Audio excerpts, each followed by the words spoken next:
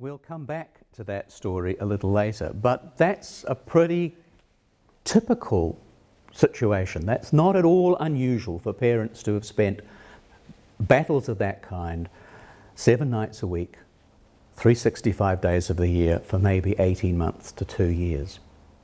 And it is exhausting for everybody.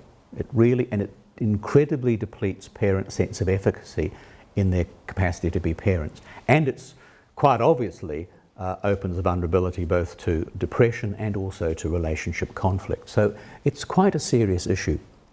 What about with adults?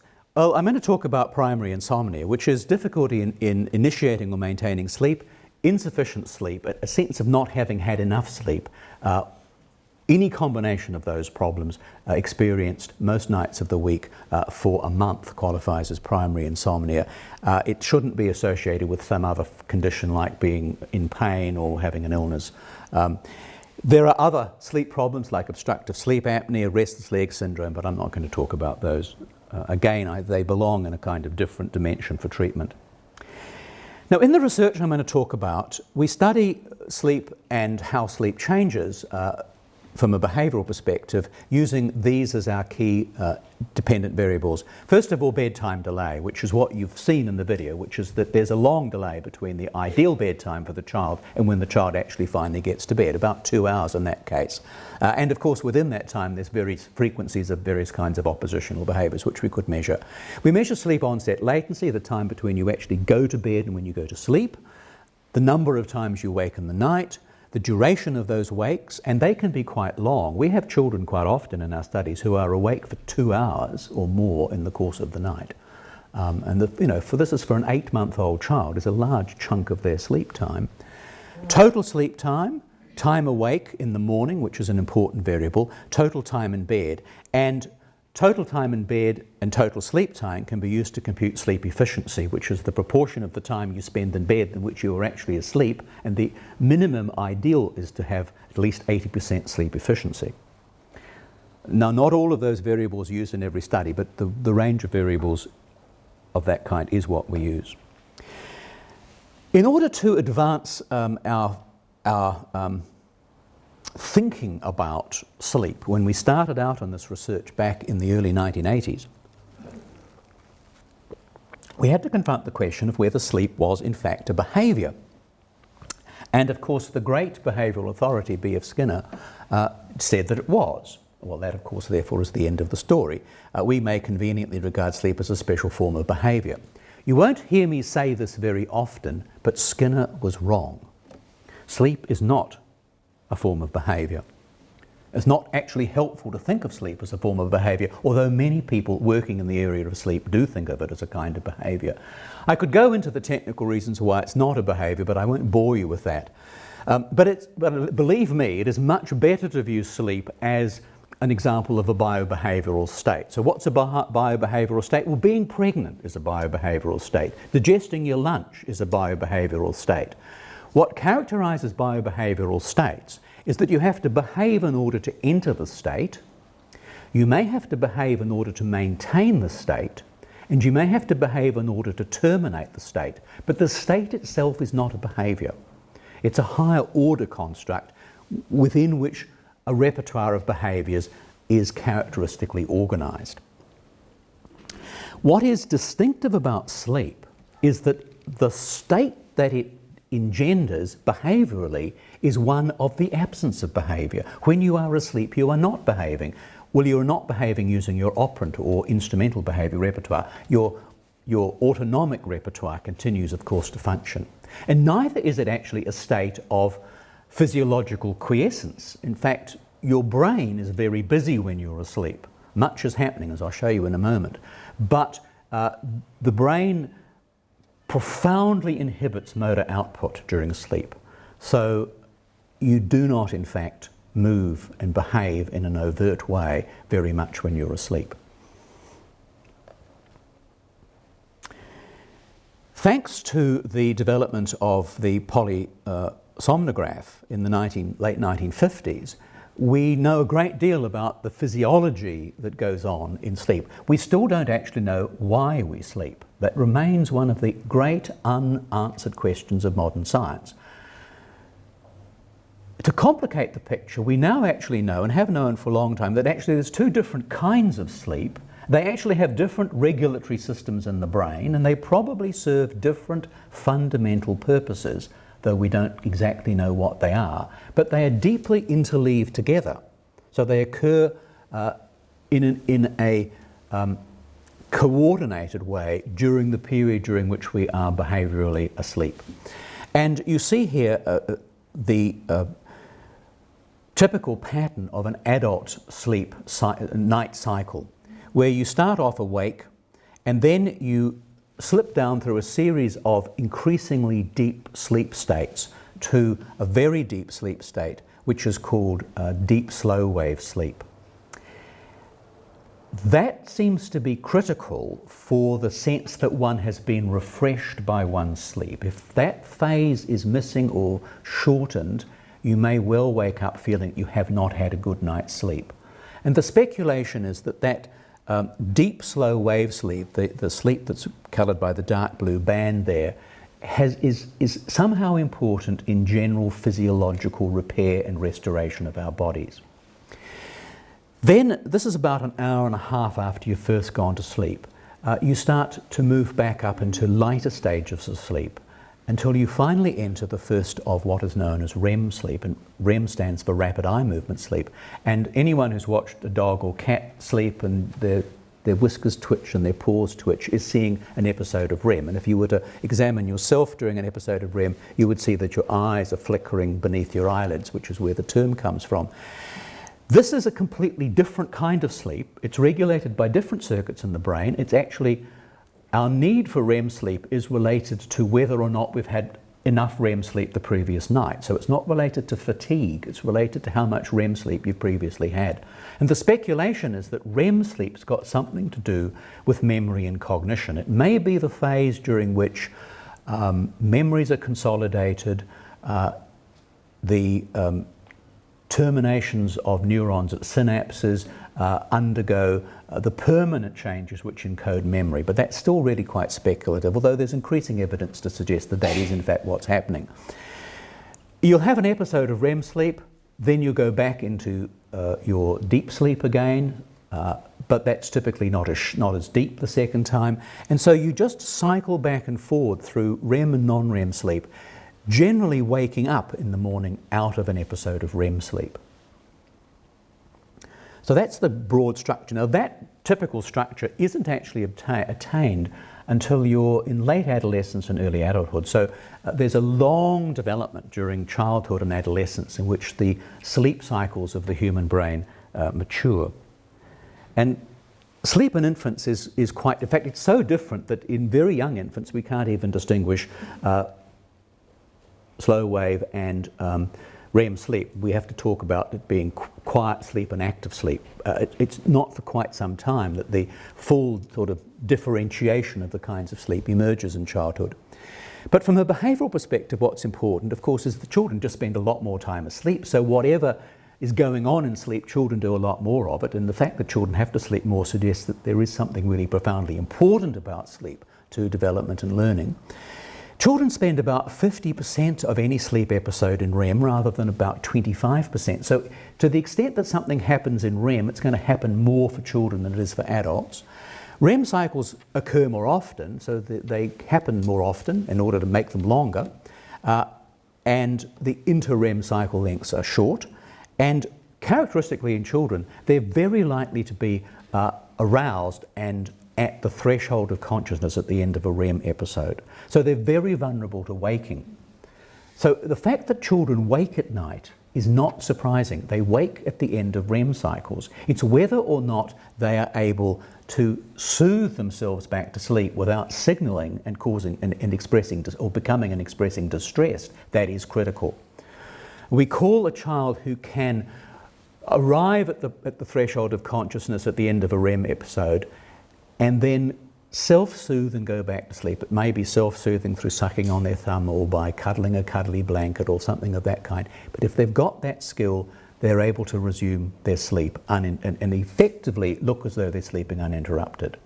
The problem happens when they have to be soothed by somebody else because they haven't got the capacity. That's when they get distressed, they call and cry, and parents have to come and pay attention to them to help them.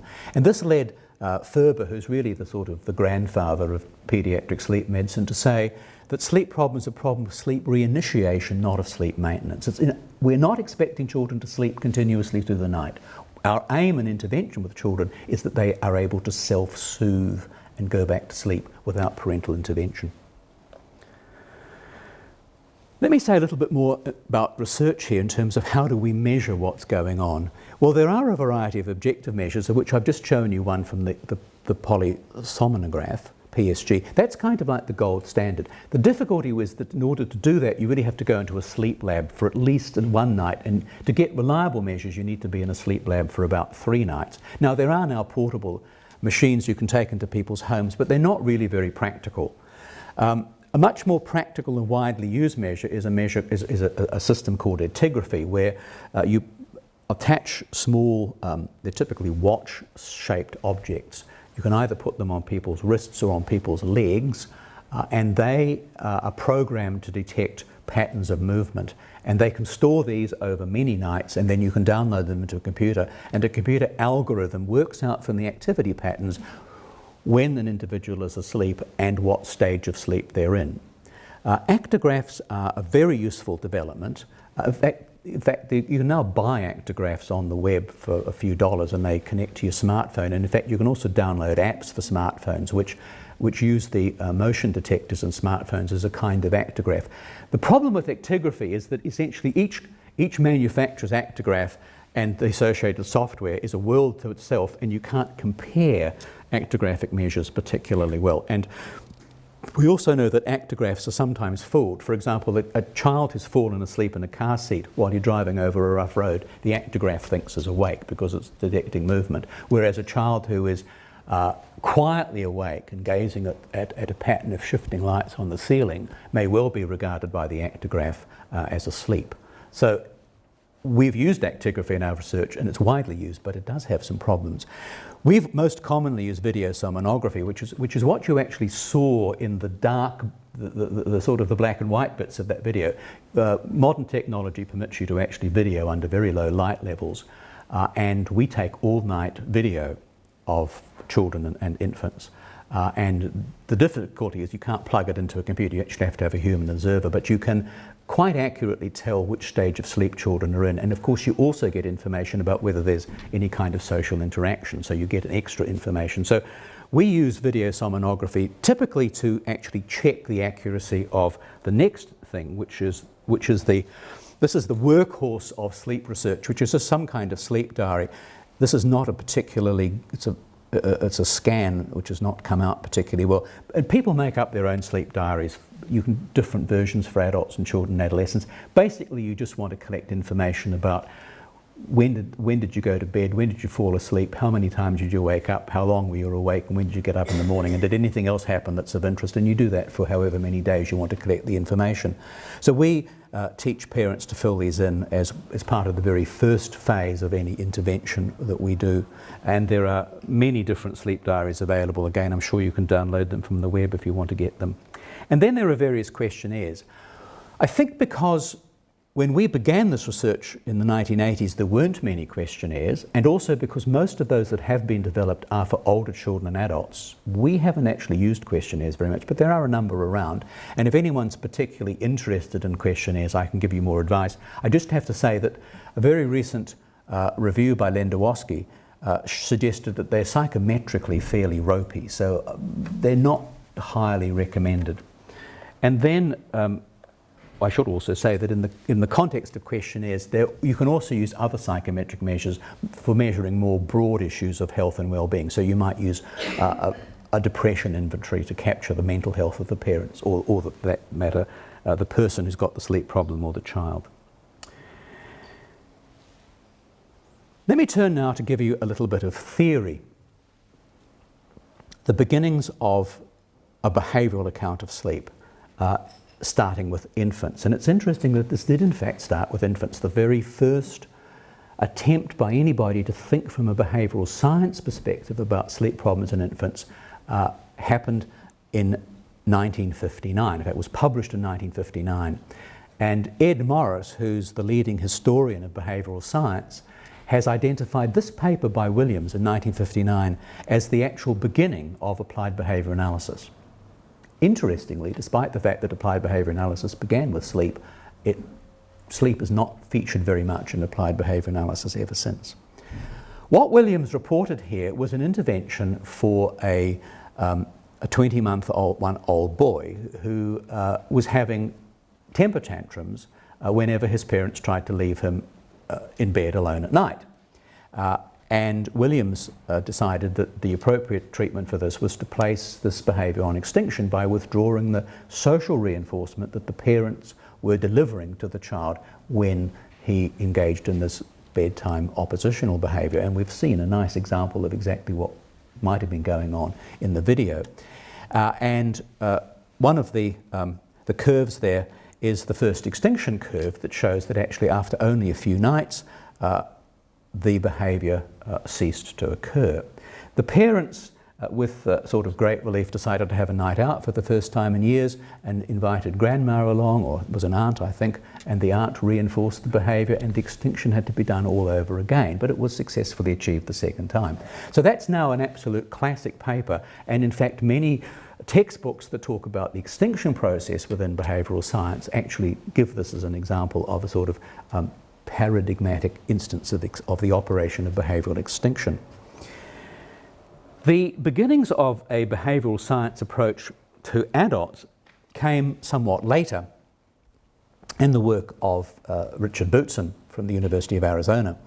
And in 1977 he published this breakthrough theoretical paper about the nature of insomnia in adults, in which he said that from his perspective, falling asleep is conceptualized as an instrumental act, that is, it's an operant behaviour, as we would understand it, emitted to produce reinforcement, that is, sleep. That idea that sleep was a reinforcer was really, I think, at the time quite revolutionary. The stimuli associated with sleep become discriminative stimuli for reinforcement. Difficulty in falling asleep then may be due to inadequate stimulus control. And Bootzin went on after 1977 to develop his stimulus control therapy for insomnia, which I'll talk about a bit later.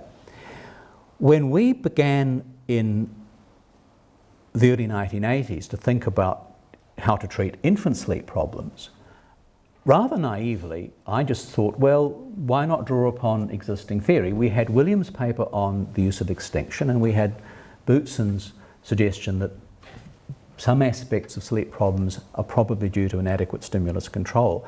And I put those together, or Karen France and I put those together in a paper we published in the Journal of Applied Behaviour Analysis in 1983. What I didn't know in my naivety is that that's extremely rare. And in fact, the history of the study of sleep has tended to have one group of researchers who work with children, infants and children, another group who work with adolescents, and a third group who work with adults, and they very rarely mix or talk to each other.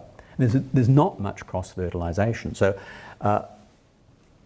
that is why a comprehensive lifespan theory has not really been developed until recent times, because researchers have worked in their own areas without much attention to either theory or practice from other people.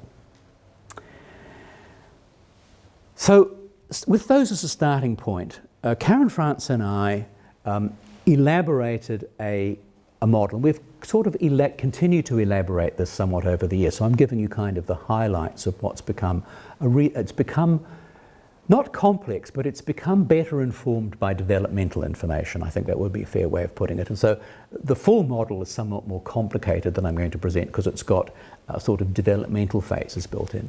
But this is the kind of all-purpose infancy to old age model version.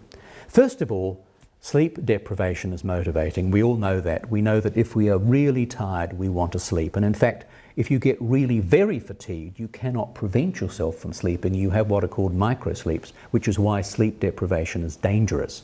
Whereas a microsleep may be at the moment when you're operating a particularly risky piece of equipment or driving a car.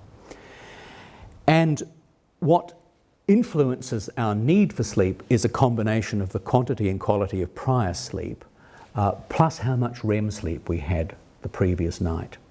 And so to the extent that we've had lots of sleep, our current sleep need may be low and therefore we're not very highly motivated, but if you had a disrupted night's sleep, you've had a little REM sleep, you may in fact have a very strong need for sleep and you may experience a strong sleep drive.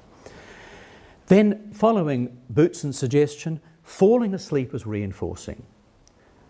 There's something about getting into the state of sleep which is like getting food when you're hungry, getting warmth when you're cold, getting fluid when you're thirsty, getting sex when you're horny. It's reinforcing, and it turns on all the happy juices in the brain. Now, we haven't got any particularly good evidence of that, I have to say, though I'm sure it exists if we went out to find it. But that's a key idea, that in fact it's very reinforcing to make the transition from being awake to being asleep if you have a need for sleep. We also acknowledge that sleep facilitating environments are needed. Human beings, being the kind of animals they are, with the kind of evolutionary history they have, sleep in particular places. We don't sort of just drop down and sleep anywhere. We search out, as our primate ancestors did, particular kinds of environments, and because we are diurnal animals, we sleep during the night phase of the day, and we like our sleep environments to be dark, we like them to be reasonably quiet, we need them to be warm but not hot, and we need them to be safe, so we don't want to be predated while we're asleep. And in fact, there's some suggestions, incidentally, that the basic reason why we have those REM episodes with the likelihood of coming into consciousness is a kind of predator check opportunity during the course of the night, though again that's more speculation than proven fact. More key assumptions. This is the contribution that Karen and I started to make as we advanced this behaviour analysis in relation to problems of children. We need to think about going to sleep as a chain of behaviours. It's not a behaviour. Sleep, it's not a behaviour, remember, but there are a chain of behaviours that you need to work through in order to reach the threshold of sleep. It begins with getting ready for bed, and it ends with the response with which we consume the reinforcer of sleep. Now, just as eating, satisfying the motivation of hunger, requires that you acquire food from some source, and you may have to prepare food. You've actually then got to deliver food into your mouth and swallow it before it functions as a reinforcer. That's the same with sleep. You need to prepare for sleep, and you need finally to emit the consummatory response. And the consummatory response is a period of what we call behavioural quietude. That is when both overt behavioural activity is at a low level, but also mental activity is a low level. Your thoughts have to be quiet. And so high levels of cognitive or emotional arousal are incompatible with sleep. And there is some evidence to suggest that typically that period of behavioural quietude needs to be about 7 or 8 minutes long for adults before they then make that transition. They start down the staircase into the first deep episode of slow wave sleep. So it's not sleep which is really our focus, it's the behaviour chain that leads to that consummatory response. After that, in a way, the brain takes over and orchestrates what happens next. But much can happen to prevent that. The chain is also best thought of as a concurrent chain. I could elaborate this at length, but this is a technical point. Concurrent chains are a particular kind of behaviour chain about which we know a great deal, and there's actually a large amount of basic behavioural science about the properties of concurrent chains. Sufficient to say today that in any concurrent chain, you always have a choice. You have some other concurrent chain you can switch to. So you can stay on the current chain and you can work through the steps till you get to the terminal link where you get the reinforcing stimulus, or at any point you can shift to another chain and you can work through that chain and you can get to whatever reinforcers associated with that chain. So concurrent chains always have choices. They're not, once you've committed to it, you must go to the end before you can get out again. They're not like that kind of sequence. And this property of being in a concurrent chain means that it's always possible to switch out of the bed preparation sequence and do something different. And of course, if you do that, you're not going to get to the consummatory response and consume the reinforcer of sleep. You'll consume other reinforcers, but you're not going to get to sleep. So the problem we face fundamentally is that in these concurrent chains, one of which leads to sleep, sleep is delayed. It's going to take you some time to complete the bed preparation sequence, and even when you get there and you're behaviourally quiet and your mind is not whirling and you're relaxed, there'll be a little period before you fall asleep. So the reinforcer of sleep is always somewhat delayed, whereas alternatives are often immediately reinforced. You can, for example, fire up your tablet and look at your Facebook status, or you can turn on a television, or you can scream and yell and get your parents to come in. And typically these are much more immediately reinforced than the sleep sequences.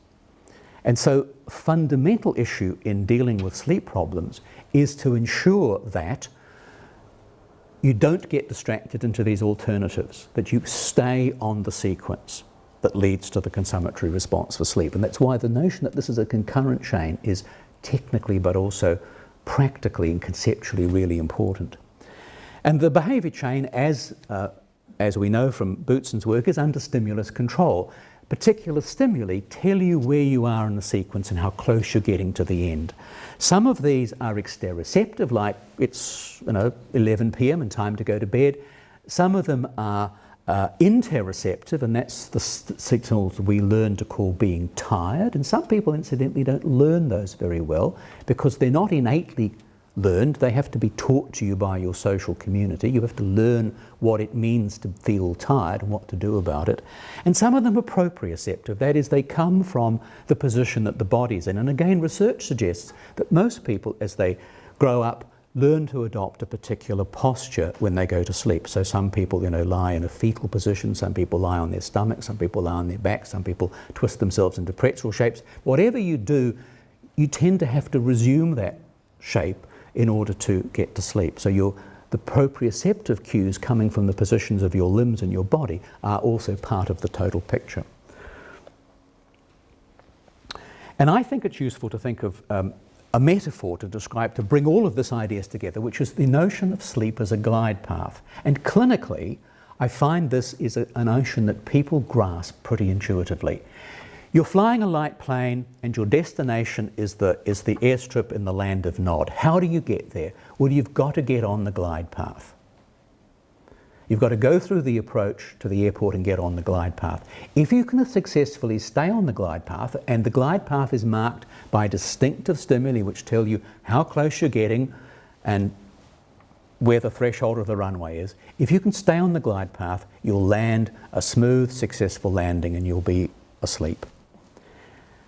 But you may miss some of the cues, in which case you've got inadequate stimulus control, or you may say, oh, there's an interesting light over there, off I'm going to go, and you're going to investigate that interesting little phenomenon. Well, you can't just come back and land in any way you like. You can't, just set yourself down in any bit of the airport that suits you. You've got to go round again. So when you've been distracted from the glide path by getting into one of the other concurrent chains of behaviour, you then have to often reinstate the bed preparation sequence, because you cannot reinstate the stimulus control required unless you go back to the beginning again, or at least back towards the beginning again. So you can use this idea of the glide path as a kind of clinical metaphor for what has to happen in order to successfully, and that's true from infancy to old age. I think, in fact, it's true right throughout one's life. We develop this idea in the context of children's sleep, but I think it applies across the board. So how do we treat sleep disturbance such as sleep onset delay, chronic night waking and insomnia?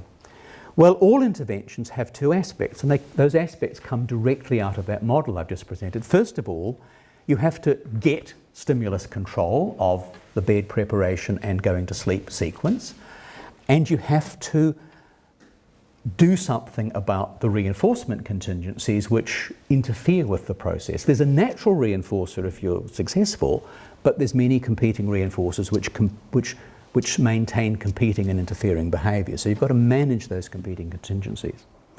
Let me just say that first of all, however, before you launch into any treatment, you would do functional assessment and behavioural case formulation. And again, this applies across the lifespan from children to adults.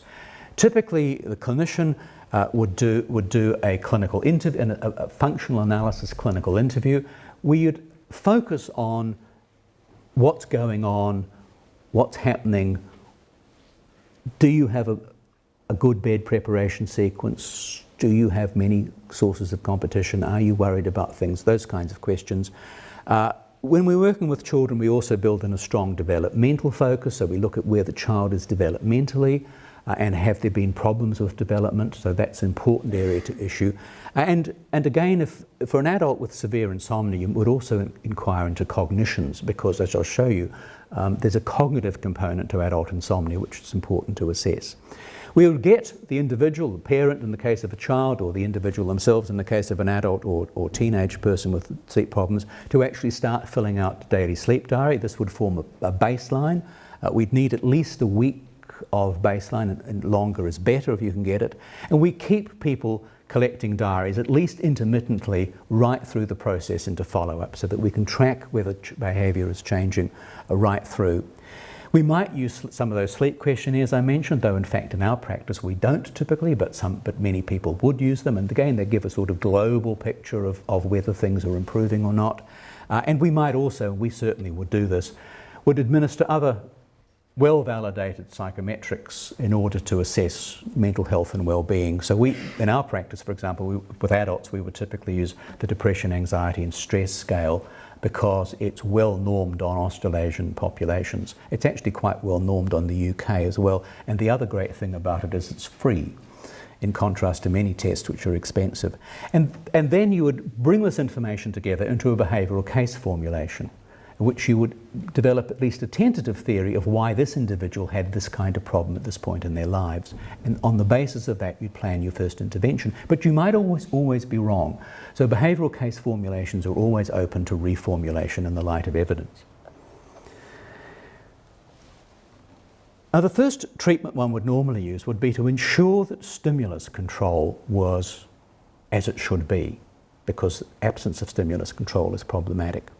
So you might determine on the basis of your assessment and your case formulation that the problem for this individual is there isn't any reliable stimulus control. Their Land of Nod airport just doesn't have an approach, and the runway lights are broken, and there's no cues. So some people do live lives of great chaos and disorder, where there are few cues which signal to them, or they've had opportunity to learn few cues that signal to them that they are in fact in need of sleep.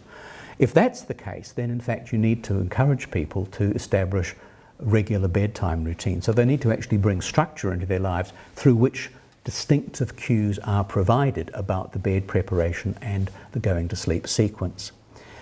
Sometimes people have bed preparation sequences that are relatively stable, but the cues are not particularly salient. The important cues don't stand out from the background.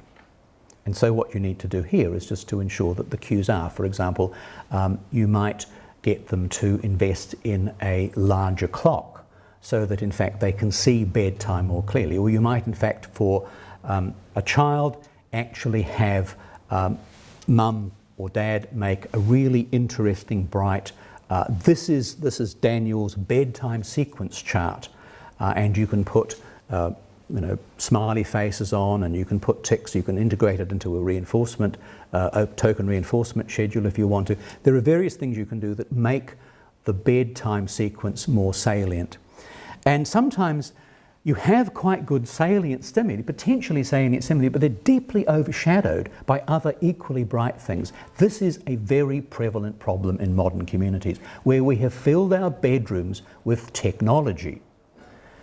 And if there's one single take-home message, if you want a good night's sleep, get rid of technology from your bedroom. The bedroom is no place for phones, tablets, televisions, etc., because they provide stimuli which are likely to exceedingly overshadow the more subtle but important natural stimuli which cue the sequence to go to sleep. And of course they also provide reinforcement for competing behaviours, and instantaneous reinforcement for competing behaviours. So that's really a fundamental issue, and a growing problem in, I think, all developed societies. So what do we do to implement better stimulus control? Well, for infants and children, there's a technique called positive routines. It was developed by Adams and Rickett in the late 60s.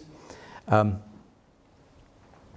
it's been investigated in a number of randomised controlled trials and shown to be effective. And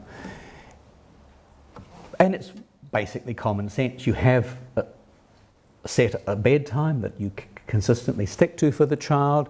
You have some pleasant, quiet activities, not overly stimulating, but they're pleasant activities. The child is praised when they complete each step in the sequence. Then there's a clear instruction, it's time to go to bed, or words to that effect. And the child is placed in bed, kissed goodnight, the parent leaves the room and the door is shut, if that's culturally appropriate in that particular culture. And the parent doesn't return unless there is a real reason to believe that the child is ill or needs nurturance and care. If the child gets out of bed, they're put back into bed with minimal eye contact, minimal fuss and bother, and the instruction is repeated. If there are issues about whether the bedtime is appropriate, there are techniques for sort of adjusting the bedtime to find one that works for the child at its particular developmental stage. For adults, we have Dick Bootsin's stimulus control therapy, which is really very simple. Go to bed only when sleepy. That means that your going to bed is under the control of those interoceptive cues that tell you that you need sleep. Use your bed only for sleep, with one exception, which is a pragmatic rather than a principled exception, which is that you can, of course, use bed for sexual activities between consenting adults. If you're not asleep within 10 minutes, get up and leave the room. Why? Well, Bootzin wanted to break the association between lying restlessly in bed and the bed cues. He wanted the bed cues to signal that sleep was going to happen and that you were going to get the reinforcer of sleep by remaining in your bed. And this is the critical step. So you leave the room, go somewhere else. Now, it's also very critical. This is not explicit as part of the stimulus control therapy. It's very important that you don't then engage in highly arousing activities. So this is not a time to have a screaming match with your teenage child about tidying their bedroom, for example, or about the hour that they've come back from the party. It's not the time to watch extremely arousing television shows or movies. It's not a time to drink lots of coffee. It's a time to engage in quiet activities, maybe listening to music. It's also not a time to expose yourself to bright light, because bright lights, particularly certain blue wavelengths, activate the part of the brain that gives the wake-up call to the rest of the system, and it actually tends to change the circadian rhythm of the brain towards early morning. So what you do during this out of the bedroom period in stimulus control is actually very important, and it's important that you actually don't do things which are too disruptive of the sleep preparation change. When you feel sleepy again, sleepiness being an interoceptive cue that signals that it's time to go to bed, you go back to bed, you lie down, you wait 10 minutes, and if you're still not asleep, you get up and leave the room. You just do this as many times as you need to. And it may surprise you to know that, in fact, this works remarkably well. There's much evidence that suggests this is, in fact, a very effective intervention for adult insomnia. It's usually combined with sleep hygiene, which has to do with creating that safe, warm, quiet, dark environment. What about managing the contingencies?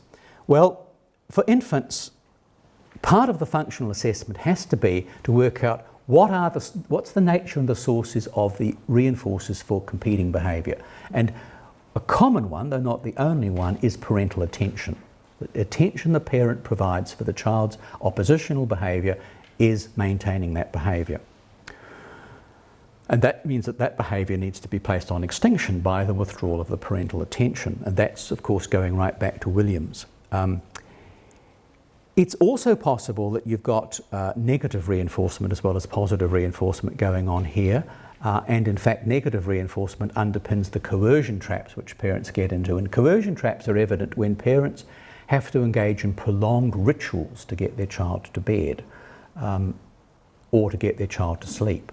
And what parents are doing is they're by engaging in the ritual, they're avoiding the child's distress and bed resistant, and what the child is doing is getting reinforcement from the parent.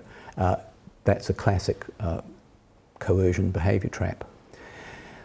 We began, following William's example, to treat sleep problems in children with what we called systematic ignoring, or some people call it planned ignoring. This always includes positive routine, so you always have positive routines in place before you begin. You always teach parents safety routines to check that the child is okay if they have any concerns about their health or welfare, but you teach them to do it in minimally reinforcing ways. So this means going very quietly into the room, don't turn the light on, don't make eye contact, don't start having an argument or a discussion or reading a book, don't provide food, don't provide rocking.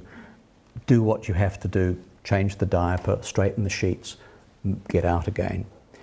And we, in our practice, always provide therapist support through a phone line, 24 hours a day, 7 days a week, usually for the first 3 to 5 days. After that, parents don't typically need much parental support because it's all going quite well. Here's the kind of instructions that you would give a parent once your child is placed in bed. Ignore any subsequent crying or calling out until morning wake-up time unless you consider the child ill or in danger. If you have to check, do so in the dark and with minimal interaction. And when you implement these kind of instructions, this is a multiple baseline across children, looking at the number of times the child woke at night, and you can see the characteristic pattern that you get with successful multiple baselines, which is the baseline levels of the behaviour tend to be quite high. When the intervention is implemented, the behaviour drops away. So the night waking decreases. What you get with children, because children often suffer from minor illnesses, you get quite a lot of variability. We've learned to live with that. But you can see that by follow-up, in fact, the night waking problem had been eliminated. This was the very first study. It was actually done as part of Karen Francis' PhD, published in 1990. It's the first study that came out of the, first published study that came out of the Canterbury Sleep Project. There are, however, despite the well-established success, many investigators have looked at planned ignoring. There are some problems. And the problems are post-extinction response bursts, and I've circled these in the graphs here. This is where on the first 1, 2 or 3 nights of the intervention, the child actually has levels of intensity or duration of distress which are well above those which are typically observed in the baseline period. They actually aren't dangerous, although they're not pleasant. They can be managed with appropriate levels of parental support, but they're very aversive to parents. And so what we set out to do was to find alternatives. And we also discovered as we went along that there is intense opposition to these kinds of interventions on the part of some people, some paediatricians and some other child developmentalists think that this is dreadful, and therefore we wanted to sort of sidestep any of these problems. And we found the solution in a procedure invented by an Israeli psychologist called Avi Sadi, though Avi Sadi has not himself subsequently done very much research. I think we've probably published more research on what is called the parental presence procedure. And the parental presence procedure is basically that for a week, one of the parents, mother usually, but not necessarily, simply after the bedtime routine is completed, the child is in bed, it's time to go to sleep, then goes and lies down or sits in a chair nearby and stays there, but does not interact again with the child.